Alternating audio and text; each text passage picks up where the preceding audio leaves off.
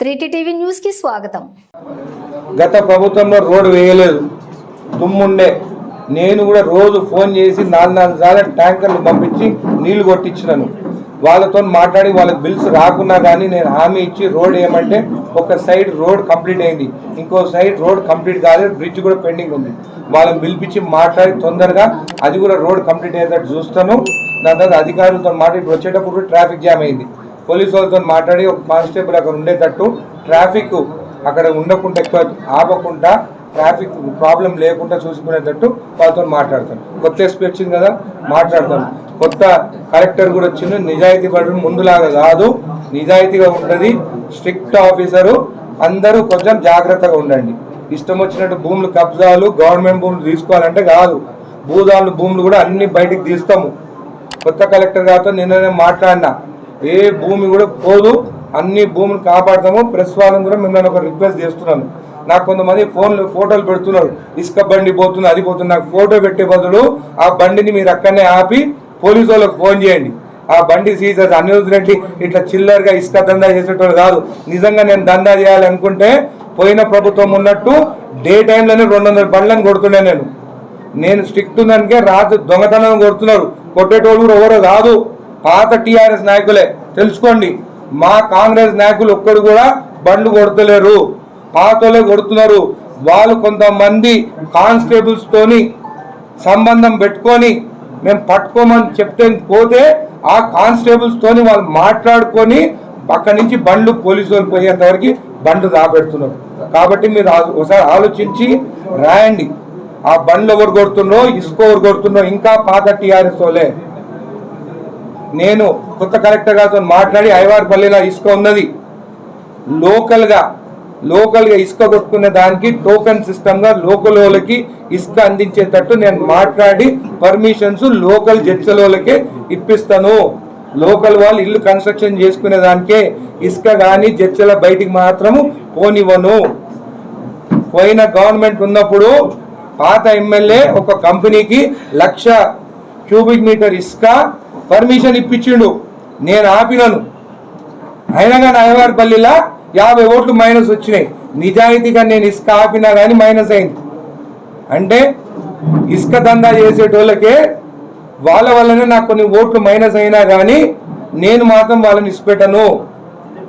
ఖచ్చితంగా లోకల్ వాళ్ళకి ఇసుకొచ్చేటట్టు పర్మిషన్స్ ఇప్పించి జడ్చల ఇండ్లు కట్టుకునే దానికి టోకెన్ సిస్టమ్గా అక్కడి నుంచి ఇసుక కొట్టుకునేటట్టు ఖచ్చితంగా ఐవార్పల్లి నుండే పర్మిషన్ ఇప్పిస్తాను. మీకు ఎవరు కావాలన్నా కానీ ఆన్లైన్లో బుక్ చేసుకొని ఇసుక తెప్పించుకోండి. కానీ బయటికి పోతే మాత్రం నేను ఒప్పుకోను. మీకు ఎక్కడైనా బయటికి పోతుంటే ఆపేయండి, బండ్లని ఫోటోలు పెట్టకండి, బండి ఇసుక జరుగుతుందని పెట్టకండి, ఆపండి, పోలీసు వాళ్ళని పిలిపియండి. మీరు మీటింగ్లో కూడా చాలా రోడ్స్కి పంచాయతీరాజ్ నుంచి ఆర్ఎన్బికి కూడా చేంజ్ చేయమని చెప్పడం జరిగింది. ఇంకోటి వచ్చేసి రోడ్డు రంగారెడ్డి కూడా, కల్లెపల్లి, ఇదిగాన్పల్లి, మల్లెపల్లి రోడ్డు కూడా డబుల్ రోడ్, ఈ 4 రోడ్లు శాంక్షన్ అయినాయి. 25th తర్వాత శంకుస్థాపనకి ఆర్ఎన్బి మినిస్టర్ గారు కూడా రాబోతున్నారు. ఈ 4 రోడ్లు కూడా కాంట్రాక్ట్ కూడా ఫైనలైజ్ అయిపోయింది, టెండర్ కూడా అయిపోయింది. ఆ రోడ్లు కూడా స్టార్ట్ చేయబోతున్నామని చెప్పి కూడా మీకు తెలియజేస్తున్నాం. ఇంకా కొత్త రోడ్లు కూడా మేము పంచాయతీరాజ్ నుంచి ఆర్ఎన్బికి కన్వర్ట్ చేస్తున్నాము. దాదాపు ఇంకా 106 కిలోమీటర్ల రోడ్లు కూడా ఆర్ఎన్బికి కన్వర్ట్ అయ్యి అవి కూడా డబుల్ రోడ్లు వస్తాయని చెప్పి కూడా మీకు తెలియజేస్తున్నాను. ఇంకా అదే కాకుండా పంచాయతీరాజ్ వాళ్ళతో మీటింగ్ పెట్టుకుంటున్నాము. బ్రిడ్జెస్ అవసరం మనకి. ఎక్వాపల్లిలో మాట ఇచ్చినాము, దాని తర్వాత నెక్కొండ, లింగంపేటు, దాని తర్వాత మన రాజాపూర్ దగ్గర మండలంలో మన కల్లెపల్లి, నిన్న పేపర్లో కూడా వచ్చింది ఒకటి, వాళ్ళకి రోడ్డు కావాలని చెప్పేసి. ఏది మన కల్లెపల్లి దగ్గర రోడ్డు ఉంది, మల్లెపల్లి, ఇవన్నీ రోడ్స్. గత ప్రభుత్వం ఒక బండిని ఆపలేదు. ఇప్పుడు నేను చెప్తున్నా, మీరు ఫోటో తీసేటప్పుడు బండిని కూడా ఆపండి, బండిని ఆపి పోలీసు వాళ్ళని పిలవండి. మీరు కూడా ఇక సిటిజనే, మీరు కూడా తెచ్చలనే. ఆగండి, గంట సేపు ఆగండి, లేకుంటే నేను వస్తా. ఆ లోపల నాకు ఫోన్ చేయండి. మీరు ఆపి ఎట్లా పోతుంది బండి బయటికి? ఆపినాక కూడా బండ్లు ఎట్లా పోతున్నాయి బయటికి?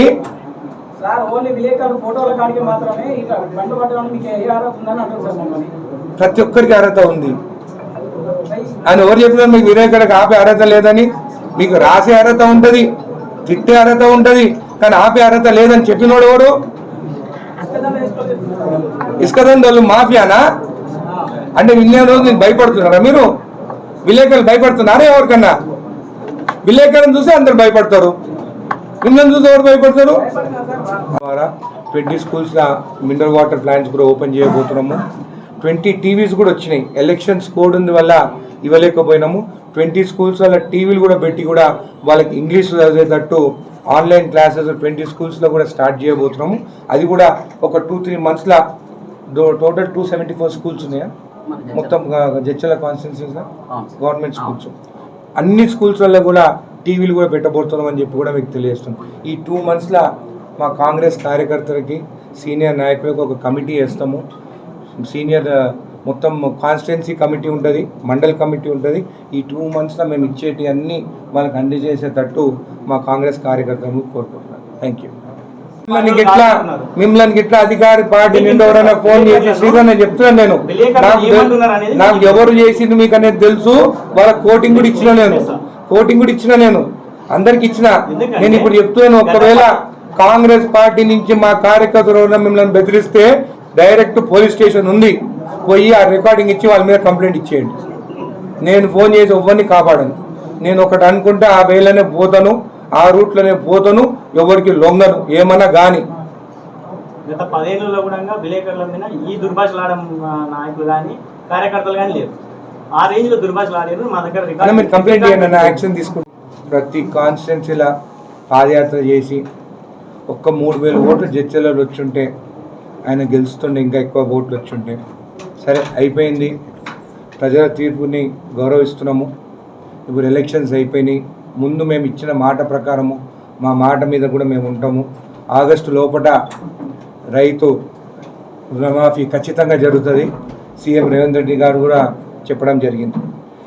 ఎలక్షన్స్ ముందు నేను పాదయాత్ర చేసేటప్పుడు నవాపేట నుండి నేను వస్తున్నప్పుడు చిన్నపిల్లలు స్కూల్కి వెళ్ళేటప్పుడు చెప్పులు లేకుండా వాళ్ళు వెళ్తుంటే ఆ రోజు మాట ఇవ్వడం జరిగింది.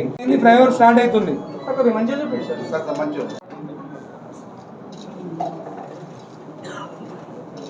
ఈ షూస్ బాటా కంపెనీది, ఇంకొకటి ఎందుకు పారాగాన్ కంపెనీ వాళ్ళతో కూడా మాట్లాడుతున్నాను, అంటే షూస్ అందజేయాలని చెప్పేసి.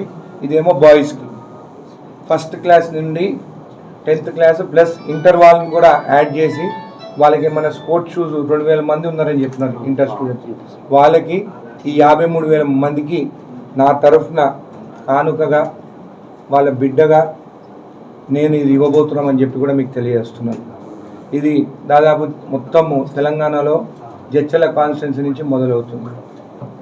కాబట్టి మన కార్యకర్తలకి, కాంగ్రెస్ కార్యకర్తలకి ప్రతి గ్రామంలో మీరు దగ్గరుండి వాళ్ళ షూ సైజెస్ కూడా తీసుకోబోతున్నాం. ఇప్పుడు 1 వీక్ నుంచి స్టార్ట్ అవుతుంది. ప్రతి స్కూల్కి పోయి సైజు తీసుకొని వాళ్ళకి 2 మంత్స్ లోపల ప్రతి ఒక్కరికి షూస్ అందేలాగా మేమందరము మా కార్యకర్తలందరం కలిసి వాళ్ళకి అందజేస్తామని చెప్పి కూడా తెలియజేస్తాం. మేము ఒకటే కోరుకుంటున్నాము, గవర్నమెంట్ స్కూల్స్ ఎట్లయితే ముందులాగా స్టూడెంట్స్ వచ్చి చదువుకుంటున్నారో ఖచ్చితంగా అన్ని స్కూల్స్లలో ఇన్ఫ్రాస్ట్రక్చర్ డెవలప్ చేస్తాము.